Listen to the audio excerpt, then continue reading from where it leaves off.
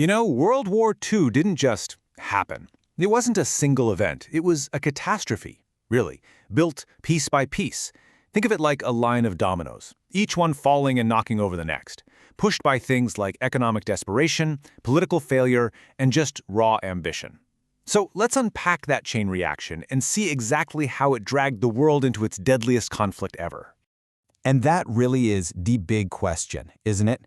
What actually pushes nations over the edge into a global war?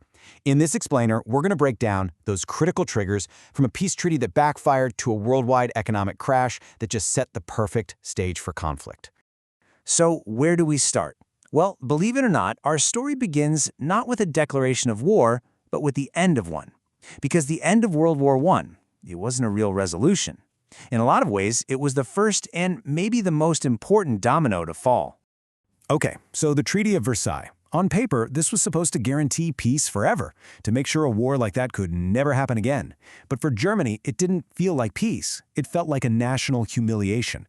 These terms weren't just tough, they were absolutely crippling. They didn't just hurt the economy, they planted these deep, deep seeds of resentment that would poison German politics for the next 20 years.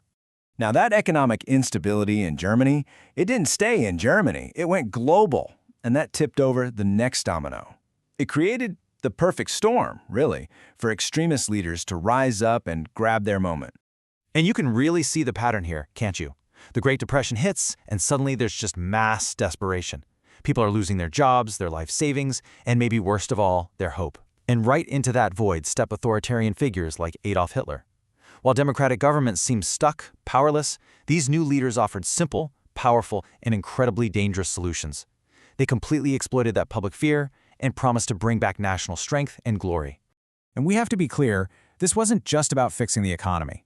It was driven by a core, aggressive ideology. Lebensraum, or living space, was Hitler's stated goal. This was a clear declaration of what he intended to do. The plan was for Germany to expand, and that meant taking territory from other nations, by force if necessary. So as these aggressive ambitions were growing in Germany and also in Italy and Japan, you have to wonder, where was the rest of the world? Well, the international systems that were designed to prevent exactly this kind of crisis, they were starting to completely fall apart. The world's best hope, in theory, was the League of Nations. The goal was so noble: solve problems with words, not with weapons. But the reality? It was a failure. A huge problem was that it didn't have key players like the United States as members, which just gutted its authority from the start. Without its own army, without the full backing of the world's biggest powers, it was basically a house of cards. Just look at this timeline. You can just see it building, right?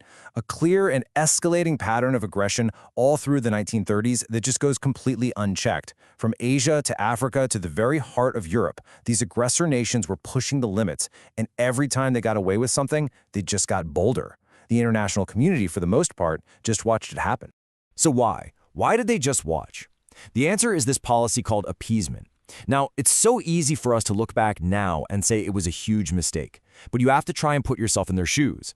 The trauma of World War I was still so raw, an entire generation had been decimated, and people in Britain and France were desperate to avoid another war at any cost.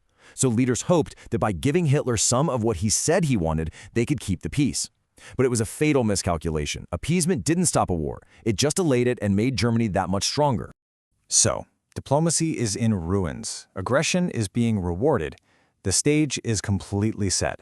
All that was needed was that final push, the one last domino that would knock over all the others and plunge the world into darkness. And there it is, September 1st, 1939. After already taking Austria and parts of Czechoslovakia without a fight, Hitler's Germany unleashes a full-scale invasion of Poland. This was the point of no return.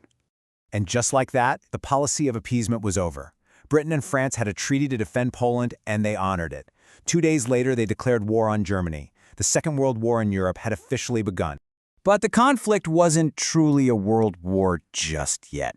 For another 2 years, as war raged across Europe, the United States was officially neutral.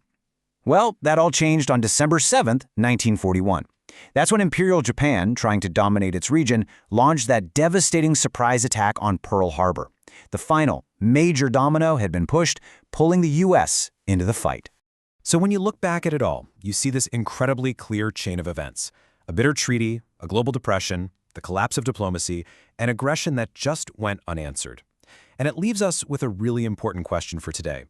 Are these dominoes of conflict, things like resentment, economic desperation, and the failure of countries to work together, are they ever really gone? Or are they just reset, waiting for the right push to start falling all over again?